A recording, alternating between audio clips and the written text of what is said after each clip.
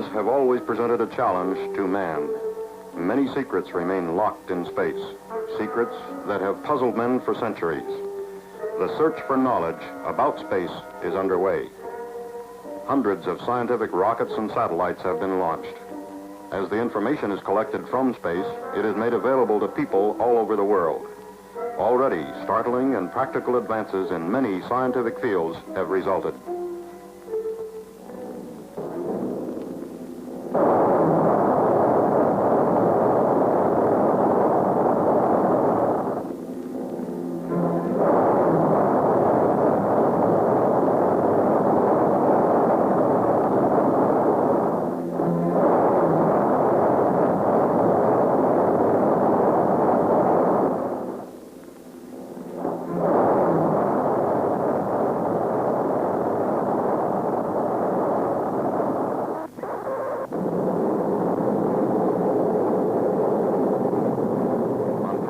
Such as these, information was obtained from scientific instruments in the rockets and satellites. Now, man himself is to follow these mechanical devices. Cape Canaveral, Florida, May 5th, 1961. U.S. Mercury astronaut Allan B. Shepard enters his spacecraft. Very shortly, he will be on his way into space. As the hatch goes on, two big questions come to your mind. Is the vehicle ready? Are you ready? Before the flight, Shepard had this to say. I think the one thing that strikes me as I look back on the training program is that I have really developed a feeling of confidence. A confidence in the people with whom I work, a confidence in the systems with which I am dealing and will have to deal in flight, and of course, a confidence in myself. You're confident, but you're human, and you go over the program just one more time. A feeling of confidence. It began to grow from the day you and your 6 fellow astronauts were selected from hundreds of volunteers. Confidence in the people of Project Mercury, the spacecraft, and the launch vehicle, and confidence in yourself. You were involved in the design of the Mercury system almost from the beginning, contributed ideas and modifications. You worked with the engineers, came to know the components and systems like you know your own car. And you followed the tests, test after test after test, to make sure the design did what it was supposed to do.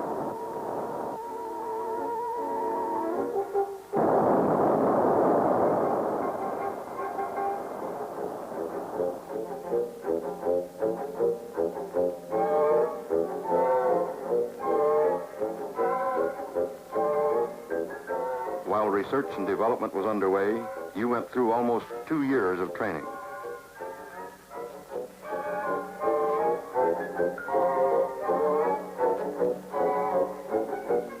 You flew mission after mission in a trainer just like the craft you're sitting in today.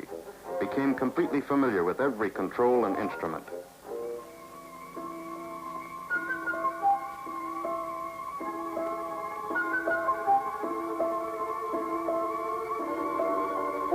An academic program informed you and the other pilots on astronautics, space mechanics, and spaceflight. Kept you briefed on all new developments in the project. Zero-gravity flights in aircraft acquainted you with the condition of weightlessness you would encounter in flight.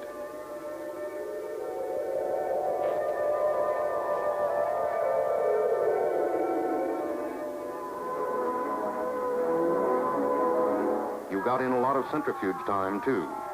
Today's flight won't submit you to any G-forces you haven't experienced before.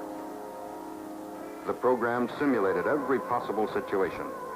You know you're ready to react almost automatically.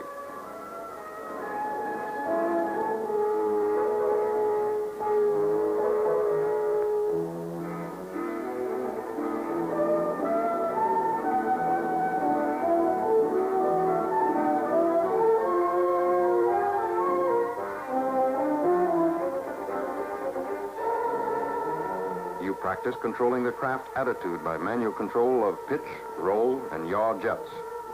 That will be part of your mission today, and you're confident that you can do it.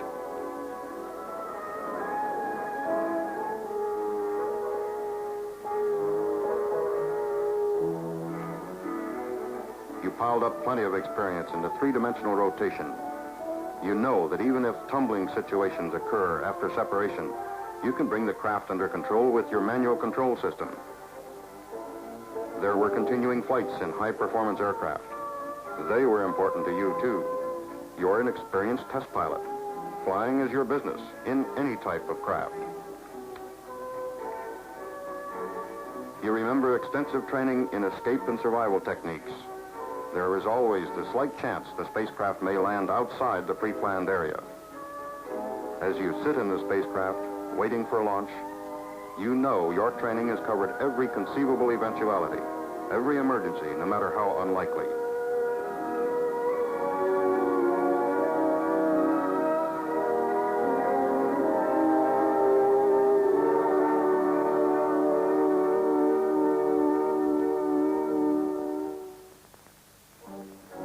As Project Mercury got underway, production of Redstone launch vehicles began at the Marshall Space Flight Center.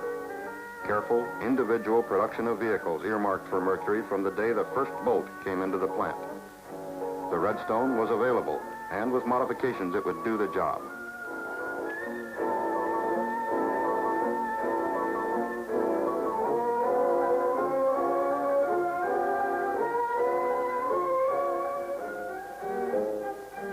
At the McDonnell Aircraft Company plant at St. Louis, just 3 months after project inception, prototype spacecraft production was begun.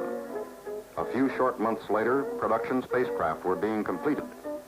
Your trips to the production points were important. You became thoroughly familiar with the Mercury systems. The closer you got to the system, the more confident you became. You followed the flight test program closely. Components, then systems, then prototypes, then production craft. A pyramid of testing. A pyramid of tests that would lead to manned flight. You knew that data and know-how was being gathered to reduce the risk element.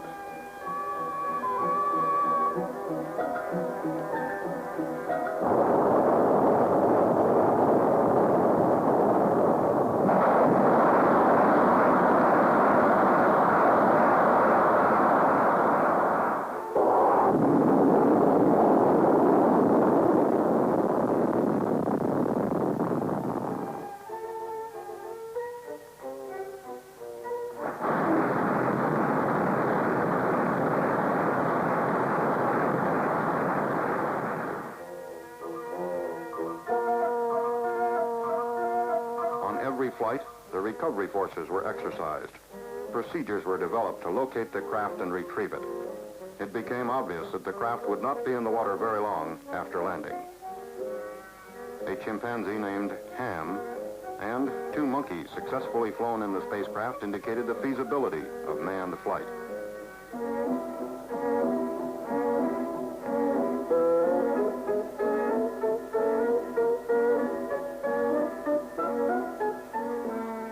Then, all this was behind, and you knew everything humanly possible had been done to minimize risk to you and to the other astronauts. It was time now for manned ballistic flight. Mercury Redstone 3. At Cape Canaveral, Launch Pad 5. Preparations for the MR3 flight began weeks before launch day.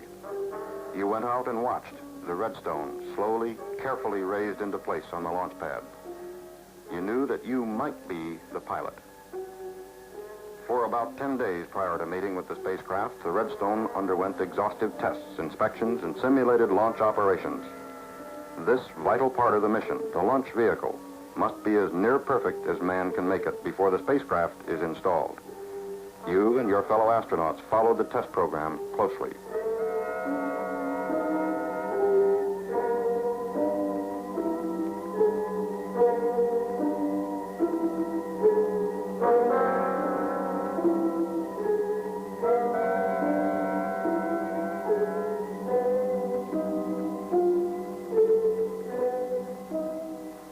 While the Redstone was being checked, the spacecraft underwent test procedures at Hangar S, several miles from the launch pad. Test the electrical systems, the mechanical systems, communications, instrumentation, the sequential system. Verify flight readiness. You participated in many of the tests and checkouts yourself. You had worked closely with the vehicle for many months. If possible, you got even closer to it during the days just before launch. You worked with the Mercury engineers and technicians as they prepared the craft. The feeling of confidence in the mission became even stronger.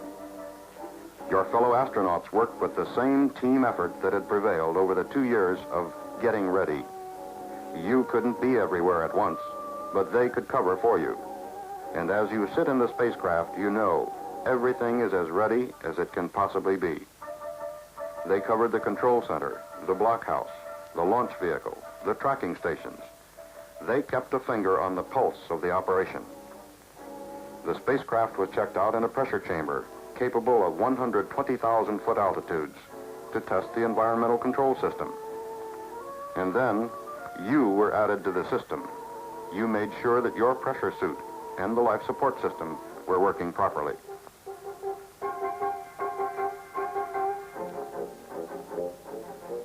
You knew that you weren't just going for the ride.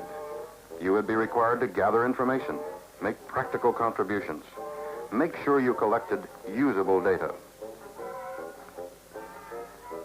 You remember the final days in Hangar S, the retro-rocket package being installed, and you know the care, the attention to every detail that went into the final servicing. The escape tower with its solid propellant rocket, the system which will pull the spacecraft safely clear of the launch vehicle before a catastrophic failure, either on the pad before launch, during the launch, or while the vehicle is in powered flight. It's a reassuring thought as you go through your pre-launch countdown. When each spacecraft system has been thoroughly checked out, a complete simulated launch and flight operation was run to make certain all the systems worked together as well as individually. And then the Mercury spacecraft was moved to the launch pad to be mated with its launch vehicle. At the pad, the spacecraft was raised to position on top of the vehicle. Now you knew that the final round of testing was at hand. This flight will provide added qualification for the spacecraft and its systems in space and train a pilot for later Atlas-boosted orbital flights.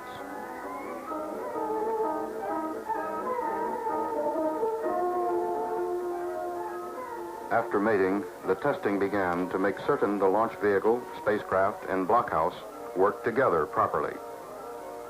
The launch countdown was checked step by step, and the complete MR3 system was verified to confirm flight readiness.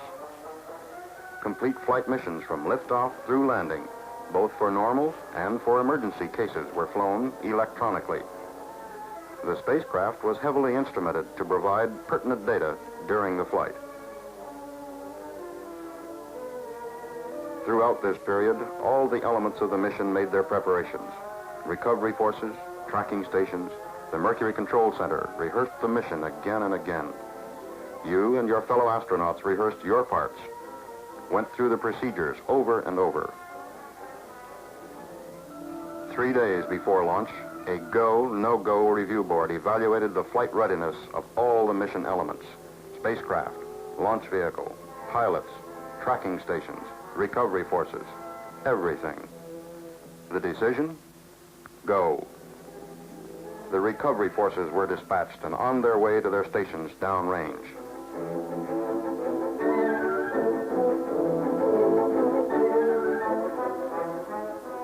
May 1st, 1961. Less than 2.5 years from Project Mercury initiation. Countdown for a manned flight was in progress. That's a day that you will never forget. MR3 followed a split countdown, about 4 hours the first day, a little over 6 hours the second day. This procedure helps reduce personnel fatigue. Hydrogen peroxide fueling. This is used in the spacecraft attitude control system. The first day's countdown was completed with this operation.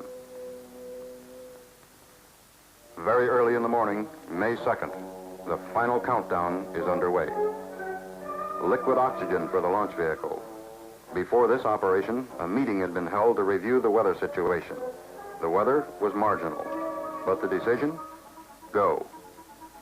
At the Mercury Control Center, every detail of the countdown and status of all other elements, such as the recovery forces and the tracking station, was carefully monitored.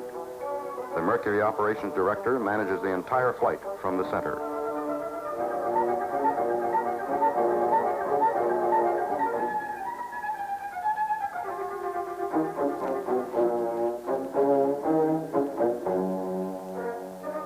In the blockhouse, systems checks were completed in the spacecraft. Launch vehicle checks were also completed. The recovery forces were on station in a line along the flight path, ready to retrieve the craft even if there should be an undershoot or an overshoot. You remember the final physical at Hangar S, the feeling that now, at last, the time was almost at hand. And you remember the feeling of confidence that you had, confidence that all systems were ready, and that you were ready too. Before leaving the hangar for the launch pad, you had sensor leads attached to your body. These leads would provide telemeter data on your body functions and reactions during the flight. Mercury flights are designed to provide comprehensive information about man during space flight, information that can be used by people all over the world in their own research projects. And then it happened. You remember the letdown feeling you got when the squawk box gave the word. Test number 108, MR3, was scrubbed because of weather. A letdown feeling, yes, but it was reassuring to know that the mission would not go unless everything was right. Then it was Friday, May 5th, 3 days later, and the countdown was proceeding again. You remember the feeling you had that this was the day. There'd be no scrub today. The mission would go. You remember the ride to the pad in the transport van. You had rehearsed the procedure before, taken the ride to the pad, and climbed into the spacecraft. But this time, you knew it was the real thing.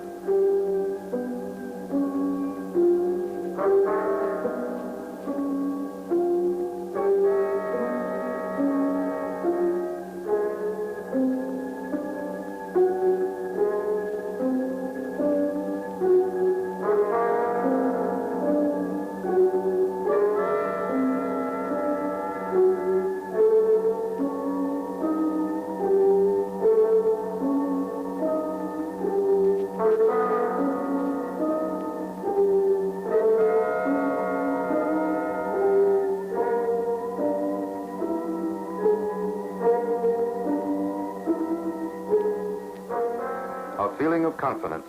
As astronaut Shepard goes through the pre-launch countdown, he knows the system is as ready as human effort can make it. Doctors in the Mercury Control Center and the blockhouse monitor Shepard's physiological status during the countdown. Astronaut Gordon Cooper, assigned to the blockhouse during the launch operation, stays in direct voice contact with Shepard.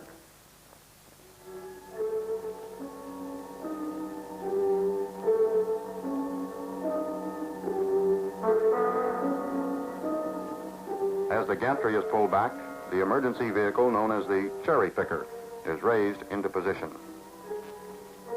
An armored car is located at the pad. It can operate in any terrain. At the viewing stands about 2 miles away, hundreds of press, radio, and television representatives stand by to witness the launch. A helicopter stands by to take a doctor anywhere he might be needed. astronauts Carpenter and Schirra take off to make direct aerial observation of the early portion of your flight.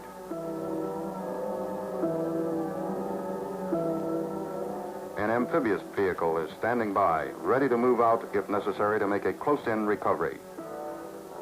The recovery force helicopters are airborne.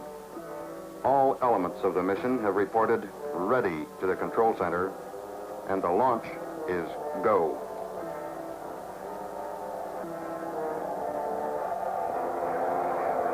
Ready to resume the count?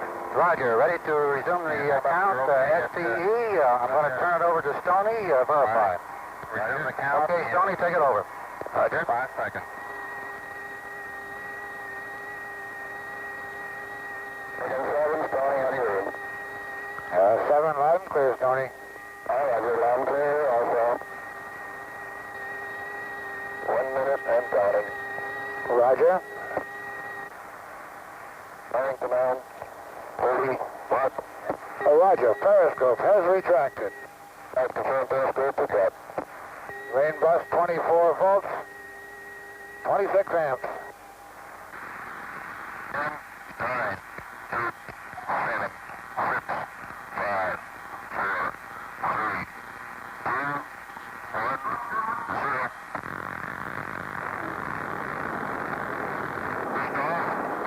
All right, lift off and the clock is started.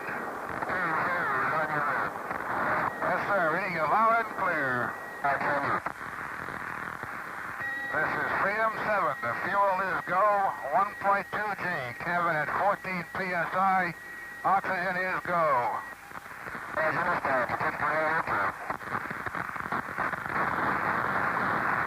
Cabin pressure is holding at 5.5. Cabin holding at 5.5. Fuel is go, 2.5 G. Cabin 5.5. Oxygen is go. The main bus is 24, and the isolated battery is 29.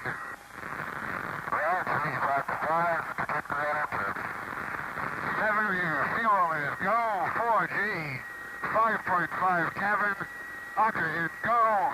All systems are go.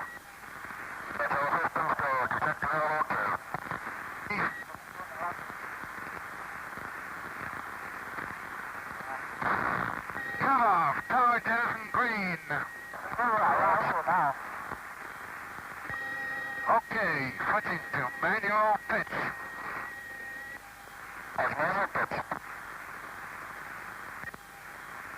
Pitch is okay.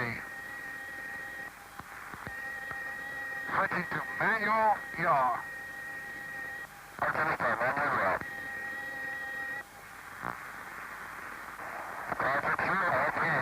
Yaw is okay. Switching manual roll. Roll is okay. On the periscope, what a beautiful view.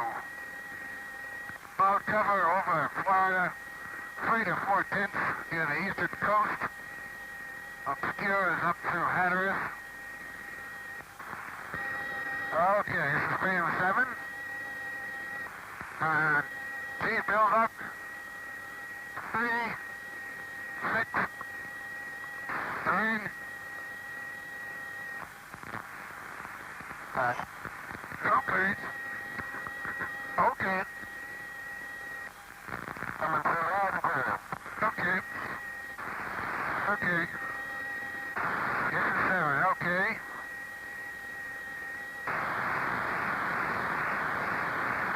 25,000 feet now. Roger. The drogue is green at 21. The periscope is out. The drogue is out. Okay, your drogue deploy, I've got 70%. Auto, 90% manual. Oxygen is still okay. And green. Main chute is reefed. Main chute is green. Main chute is coming unreefed and it looks good. The main chute is good. Rate of descent is reading about 35 feet per second.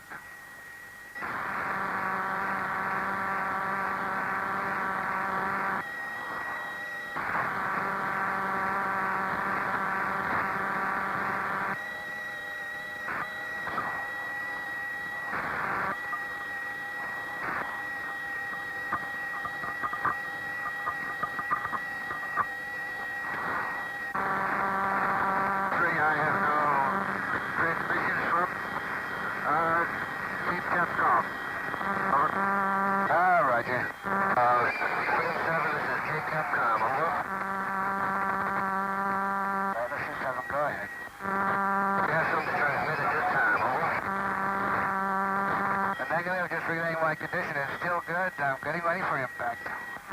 Oh, roger.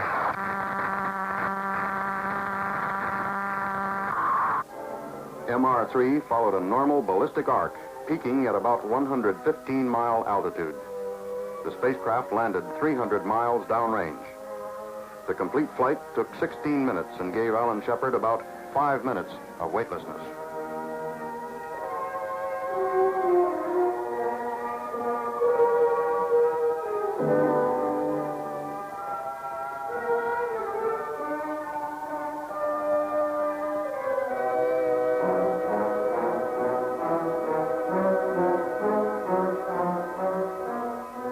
Just 11 minutes after the spacecraft landed, Shepard and the craft were on the Lake Champlain. Complete and detailed information on the flight and on Allan Shepard was recorded from launch to recovery. Information to be made available to scientists and interested people the world over.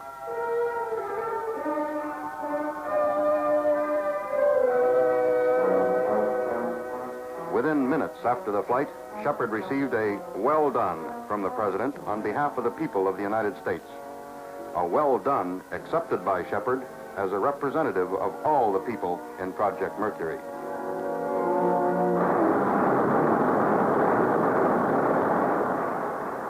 Project Mercury, another step in man's search for knowledge.